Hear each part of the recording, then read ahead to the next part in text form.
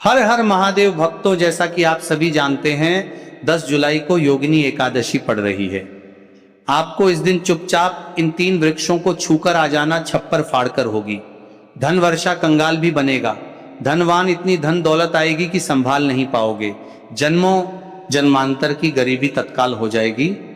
दूर अगर विश्वास नहीं तो 10 जुलाई 2026 योगिनी एकादशी के दिन प्रैक्टिकल करके देख लेना। जी हाँ भक्तों, आज के इस वीडियो में हम जिन चमत्कारी देव वृक्षों के बारे में बात करने वाले हैं, उन देव वृक्षों में योगिनी एकादशी के दिन स्वयं भगवान विष्णु और माता लक्ष्मी जी का वास होता है और यह वृक्ष आपके घर के आसपास ही बड़ी आसानी से मिल जाएंगे। इन देव वृक्षों के बारे में स्वयं महादेव ने अपने प्रिय भक्त रावण को बताया है कि कोई भी व्यक्ति सही समय पर सही मुहूर्त पर सही क्रिया अनुसार 10 जुलाई योगिनी एकादशी के दिन इन देव वृक्ष को छूकर चुपचाप आ जाता है तो उसके घर में स्वयं महादेव की कृपा बरसती है और उसके जीवन में चल रही गरीबी, दुख, कष्ट सब समाप्त हो जाते हैं। जन्म जन्मांतर की गरीबी तत्काल दूर हो जाती है। आपका भाग्य 7वें आसमान पर होगा। जहां जहां भी जाओगे धन दौलत आपके पीछे पीछे आएगी। तो फिर आपसे एक छोटा सा अनुरोध है कि वीडियो को पूरा देखें, तभी लाभ की प्राप्ति हो सकती है। इसलिए इस वीडियो को पूरा देखें। यदि आज आपने वीडियो को बीच बीच में देखा, काट काट कर देखा, तो जीवन में आपको कभी भी सफलता हासिल नहीं होगी और आप पूरे साल परेशान ही रहोगे। आप साथ ही भक्तों, इस वीडियो में हम आपको ऐसे पेड़ बताएंगे जिन्हें छूने मात्र से आपकी गरीबी तत्काल दूर हो जाएगी। जी हाँ भक्तों, माँ लक्ष्मी की आप पर ऐसी कृपा होगी कि आने वाले समय में आप धनवान बन जाओगे। भक्तों, अगर आप 10 जुलाई योगिनी एकादशी के दिन ये जो पेड़ हम आपको बताएंगे, उन पेड़ों को छूने मात्र से आपकी गरीबी दूर हो जाएगी। भक्तों, इस बार योगिनी एकादशी कई वर्षों बाद विशेष संयोग में आई है, तो जिन वृक्षों के बारे में हम आपको बताने वाले हैं, अगर आप उन्हें हमारे बताए अनुसार सही समय और शुभ मुहूर्त देखकर छू लेते हैं तो यकीन मानिए आपके जीवन में कुछ दिनों बाद धन की वर्षा होने लगेगी।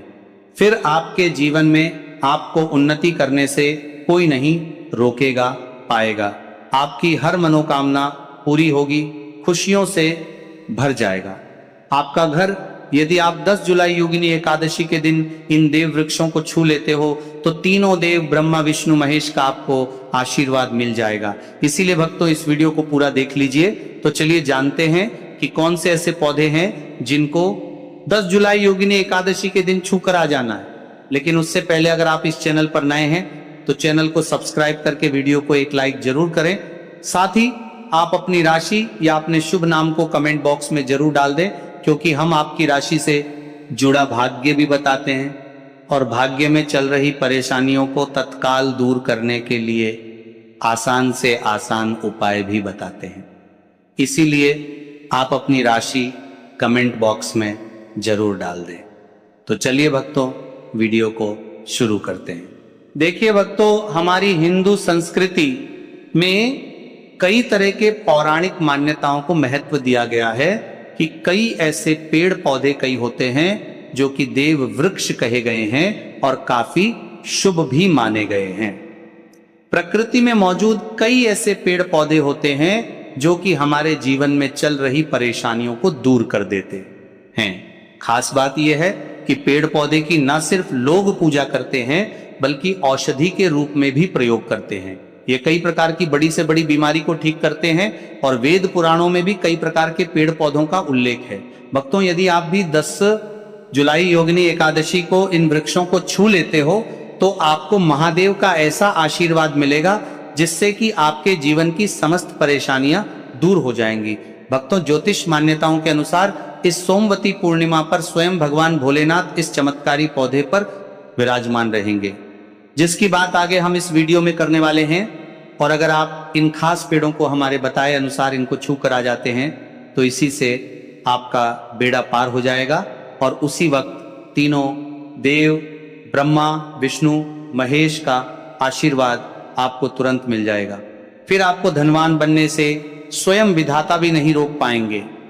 तो भक्तों, उन चमत्कारी वृक्षों को बताने से पहले हम आपको योगिनी एकादशी के बारे में जानकारी दे देते हैं, ताकि आपको उन देव वृक्षों को छूने के लिए सही शुभ मुहूर्त का पता लग जाए। आइए जानते हैं योगिनी एकादशी की सही डेट टाइम का शुभ मुहूर्त पुण्य काल के बारे में। पंचांग के अनुसार आषाढ़ मास की कृष्ण पक्ष की एकादशी तिथि की शुरुआत 10 जुलाई 2026 की सुबह 8:16 बजे से होगी और ये 11 जुलाई 2026 की सुबह 5:22 बजे तक रहेगी। इसीलिए उदया तिथि के अनुसार इस बार 10 जुलाई शुक्रवार के दिन आषाढ़ एकादशी तिथि मनाई जाएगी। तो भक्तों, सबसे पहले तो आप सभी योगिनी एकादशी के दिन इन पौधों को किसी भी समय यानी कि किसी भी टाइम आप छू कर आ सकते हो, उसमें कोई भी दिक्कत वाली बात नहीं है। चलिए अब हम आपका ज्यादा समय बर्बाद ना करते हुए बताते हैं कि कौन कौन से पेड़ पौधे को छूना चाहिए। भक्तों, हमारे हिंदू धर्म में देवी माता रानी के अनेक स्वरूप कहे गए हैं, जिसमें वृक्षों को भीमा देवी के स्वरूप कहा जाता है। तो आज हम आप लोगों को ऐसे वृक्ष के बारे में बताएंगे जिनको 10 जुलाई योगिनी एकादशी के दिन छूना बेहद शुभकारी बताया गया है। योगिनी एकादशी में इनको छूने मात्र से शत्रु दोष, कर्ज दोष, गरीबी दोष सब समाप्त होते हैं। योगिनी एकादशी का दिन भगवान विष्णु और माता लक्ष्मी को प्रसन्न करने के लिए सबसे उपयुक्त दिन माना जाता है और योगिनी एकादशी के पावन पर्व में कुछ ऐसे वृक्ष हैं जो कि देव वृक्ष कहे गए हैं, देवी वृक्ष कहे गए हैं। ये देवी के स्वरूप होते हैं, माता काली के स्वरूप होते हैं और हमारे धर्म में पेड़ पौधे को देवी देवता मान करके हम इनकी पूजा करते हैं और हमें पूजा भी जरूर करनी चाहिए। विज्ञान भी कहता है पेड़ पौधे मनुष्यों को फ्री में प्राणवायु प्रदान करते हैं और पेड़ पौधे हमें ऑक्सीजन देते हैं और हमारे जो कार्बन डाइऑक्साइड होता है उसे ग्रहण करके सभी प्रकार की जितनी भी नकारात्मक चीजें होती हैं उसे अपने अंदर में स्वयं सोख लेता है और हमें ताजगी प्रदान करता है। और योगिनी एकादशी के समय में कुछ ऐसे पेड़ पौधे हमारे धर्म शास्त्र में कहे गए हैं जिनको छूने मात्र से व्यक्ति के बंद किस्मत के ताले खुल जाते हैं, व्यक्ति का सौभाग्य चमक जाता है। हमारे शास्त्रों में पेड़ पौधों को बहुत ही गुणकारी कहा जाता है क्योंकि इनमें साक्षात देवताओं का वास होता है। अनेक बीमारियों का उपचार पेड़ पौधों में ही छुपा है।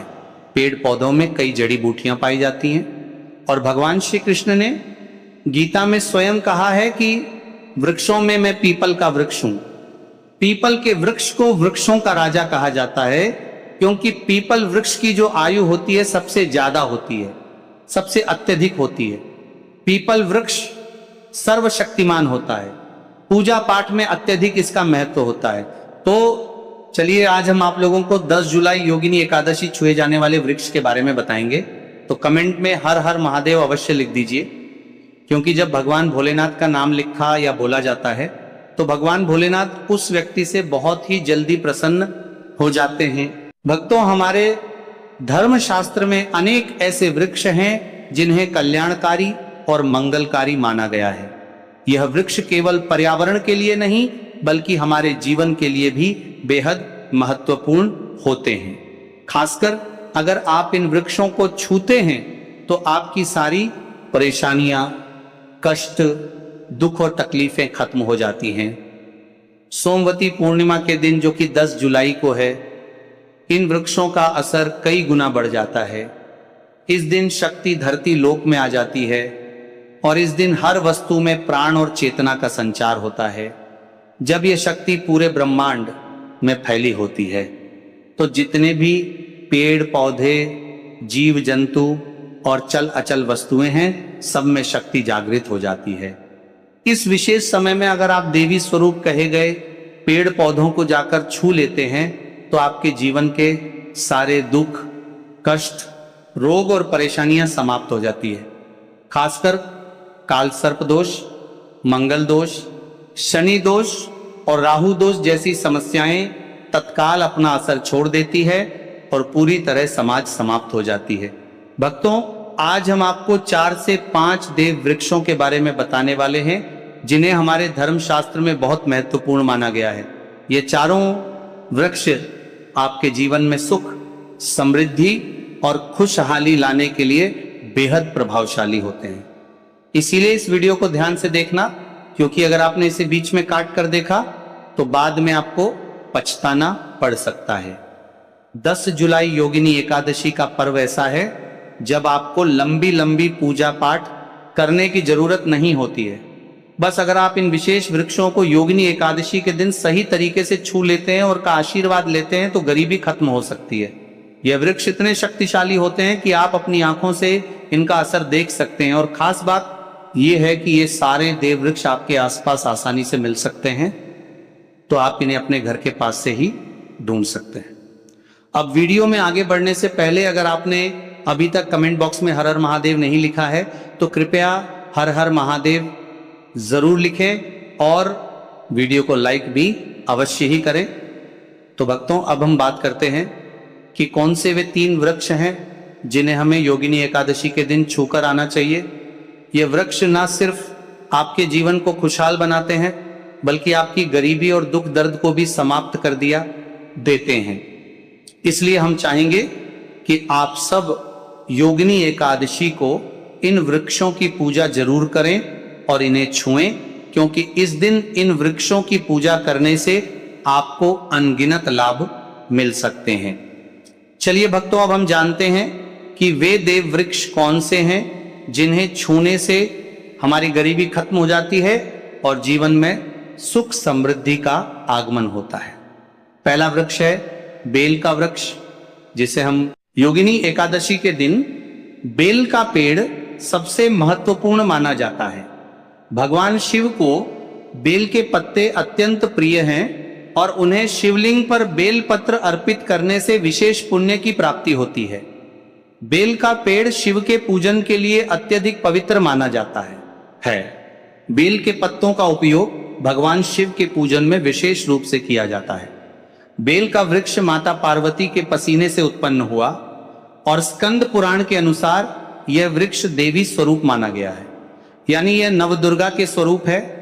स्कंद पुराण की कथा में कहा गया है कि बेल वृक्ष की जड़ में गिरजा, तनों में माहेश्वरी शाखाओं में, दक्षिणाय नमों में माता पार्वती, फलों में कात्यायनी, फूलों में गौरी और इस वृक्ष के संपूर्ण शरीर में मां लक्ष्मी जी का वास होता है।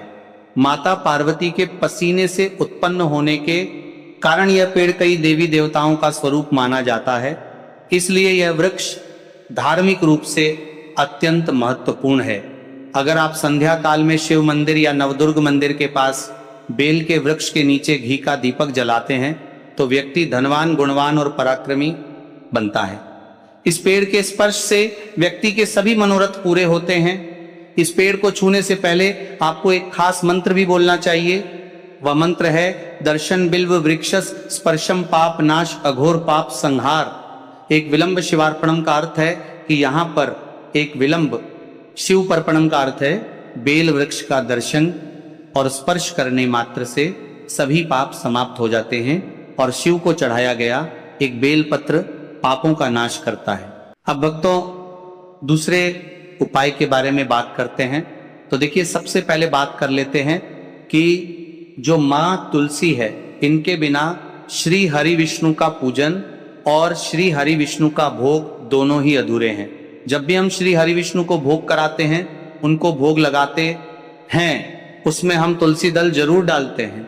एक पत्ता डालेंगे लेकिन तुलसी दल जरूर डालते हैं, क्योंकि बिना तुलसी दल के श्री हरि विष्णु भोग अस्वीकार नहीं करते। और इस महीने में तुलसी का पूजन करने से व्यक्ति को सौभाग्य की प्राप्ति होती है, उसके घर में कभी निर्धनता नहीं आती।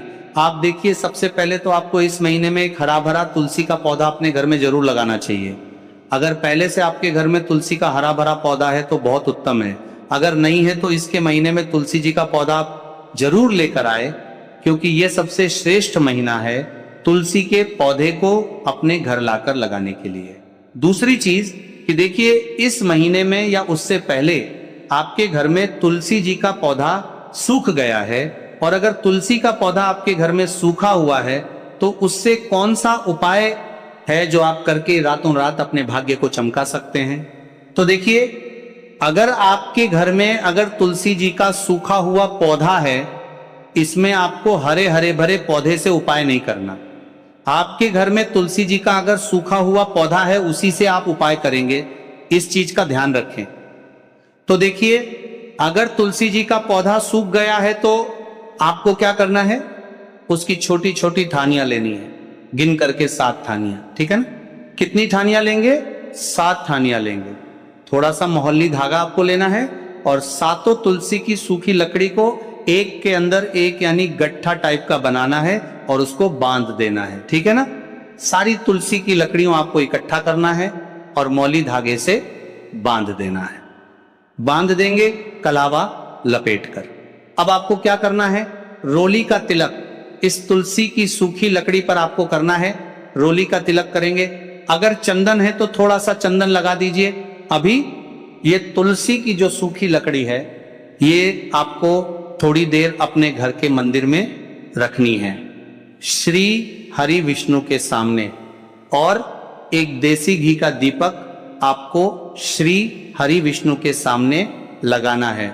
दीपक गोल बाती का लगाएंगे और उसमें एक चुटकी पिसी हुई हल्दी डाल देंगे, ठीक है ना। श्री हरि विष्णु को हल्दी बहुत प्रिय है। दीपक लगा देंगे। थोड़ी देर बाद जो तुलसी की लकड़ियां हैं उनको ऐसे ही रखा रहने देंगे, तिलक कर देंगे। अब थोड़ी देर बाद आपको क्या करना है, तुलसी की वो जो सूखी लकड़ियां आपने बांधी थी कलावे से, मोली धागे से, अब आपको उन्हें उठाना है। एक छोटे से लाल कपड़े में आप इसको रख लीजिए, ठीक है ना। लाल कपड़े में रख लीजिए, पीला कपड़ा हो तो पीले कपड़े में रख लीजिए। रखने के बाद आपको क्या करना है, इसकी पोटली टाइप की बना देनी है। धागे से लपेटकर मौली धागे से ही पोटली बना लीजिए, आराम से बन जाती है। अब इस पोटली को आपको कहाँ रखना है, इसे आपको अपने घर के मुख्य द्वार पे टांगना है, ठीक है ना। अंदर की तरफ, बाहर की तरफ नहीं, अंदर की तरफ, मुख्य द्वार पर अंदर की तरफ टांग दीजिए और माँ लक्ष्मी का ध्यान करिए, श्री हरि विष्णु का ध्यान करिए। उनसे प्रार्थना करिए कि हे धन की देवी माँ लक्ष्मी, आप मेरे घर में पधारिए और अपनी कृपा मुझ पर बरसाइए। इस तरह से आपको प्रार्थना करनी है और मंत्र बोलना है। ओम नमो भगवते वासुदेवाय नमः 11 बार यह मंत्र बोलना है। एक दीपक आपको जिस दिन भी उपाय कर रहे हैं अपने घर के मुख्य द्वार पर प्रज्वलित करना है। चौमुखी दीपक यानी 4 बाती का दीपक लगाएंगे और थोड़ी सी हल्दी उस दीपक में भी डाल देंगे। मुख्य द्वार पर दीपक बाहर की तरफ लगाना है, सीधे हाथ पर, ठीक है ना। ये उपाय आप करिए और देखिए कि कैसे आप महाकरोड़पति बनते हैं, कैसे आपके पास पैसा आता है और कैसे आपके पास पैसा रुकता है। तो ये वही उपाय है जो रातों रात आपके भाग्य को चमकाएगा और आपको महाधनी बनाएगा। छोटा सा उपाय आपको महाकरोड़पति बनाएगा, अगर सच्ची श्रद्धा से आपने इस उपाय को कर लिया। साथ ही साथ इस महीने में अगर कोई जूते का दान कर देता है, जूते चप्पलों का कोई दान कर दे इस माह में, तो समझ लीजिए